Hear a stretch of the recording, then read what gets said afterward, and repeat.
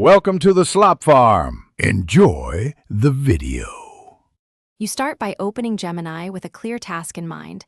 This saves time and focus. Sign in, grant any requested permissions, and pick the device that fits your workflow.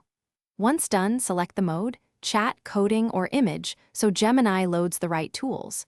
Make sure to prepare input, paste text, upload files, or enable your microphone. Why this matters? Gemini tailors responses to input types, so choosing early yields faster, more accurate output, and avoids repeating steps later. You now craft precise prompts. Clarity produces useful answers. Begin with the goal, then add constraints like length, tone, or output format. This guides Gemini's reasoning. Once you provide examples or templates, Gemini learns the pattern and matches it faster. If the first reply misses details, ask for a revision or request a step-by-step breakdown.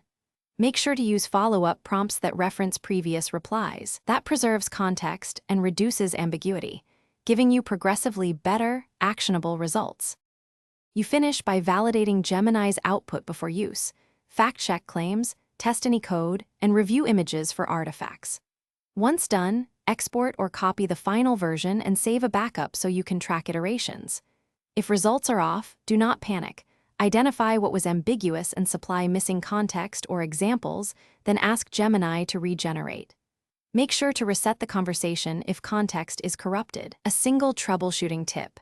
When answers drift, simplify the prompt and